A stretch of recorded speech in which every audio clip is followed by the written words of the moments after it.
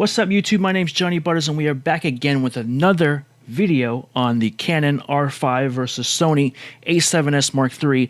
This time we're talking low light.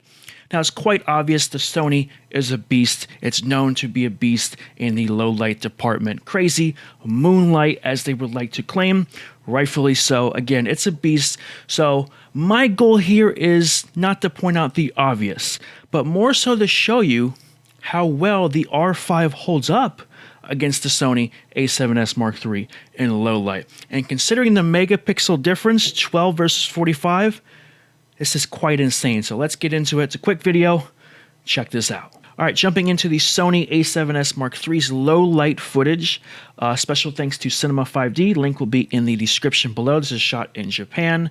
It's raining, and the footage looks absolutely beautiful. You cannot deny this. But part of the reason why it's able to do this is it's obviously only 12 megapixels. And that's where the point of this video is going to play a role in a second when we jump to the R5's low light footage. But look at this. 12,500 just showed 4,000. He's going to ramp it up to 80,000 ISO. Look at that. That looks beautiful. There's no denying that. You can't deny this. It looks really good. It's nice and sharp. ISO 1000. He's going to ramp it up again. 102,400 ISO. And that looks pretty damn clean. Now, this is obvious. This is a no-brainer. This is common sense. This is what you would expect from Sony, especially with the 12 megapixel video beast. No denying this. Look at that. Beautiful. And then another 102,000, 204,100 ISO. Totally usable shot. And I think you get the point. So now let's jump into the R5. All right, now we're going to look at the Canon's R5 low light performance. Now bear in mind this was shot on an SD card, mind you, but it's 10-bit 422 HQ, so it's using the oversampled from the 8K. So we're getting a really nice crisp image. He's using the 85 1.2 with various ISO settings set in different situations here. 68,000 ISO, 1.4 aperture. That looks super clean. And notice the highlights in the background. They're very, very well controlled. And this is not even the RAW. This is just the 10-bit 422.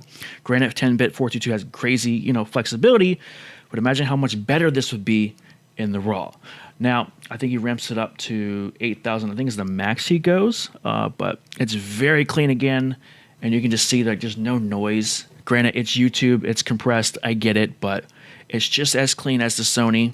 Granted, again, I know the Sony goes higher, but considering this is 45 megapixels, these type of cameras are not known to be low light monsters. Look at this beautiful shot. Oh my God, it's like porn. And look at the highlights. Again, this is what I want to point out, the highlights. Look how well they're controlled. Let me go back to that. Let's go back. Look how well the highlights are controlled. There's no like harsh highlights because of lack of dynamic range. The dynamic range is there.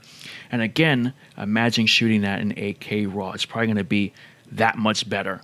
Also, special thanks to DSI Pictures. I will link them below. I used them previously in my last video. They've been uploading some great R5 footage. Now, granted, they do this like faded look, but I think the faded look works great for low light because it's showing off the noise levels. And yes, again, I know it's YouTube, it's compressing it, but it's very, very clean. It's very clean, very usable, 6400 ISO. Again, granted, the Sony goes higher, but that's to be expected. It's 12 megapixels versus 45. And my point to this video is to showcase how closer than you might think they actually are.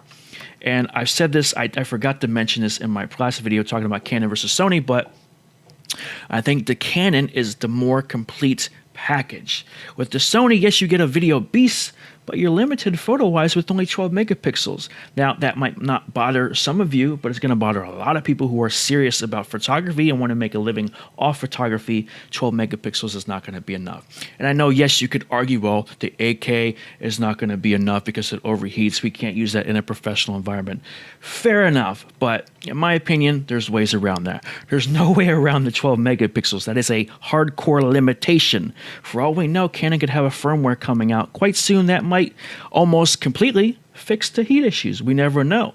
We got to wait and find out. But until then, I think these cameras are very closely matched up, and I think both have their edges, both have their weaknesses, but overall I think the Canon is performing quite well, and we should be applauding it, not hating on it in the comments or making silly videos talking about it overheats on a film set.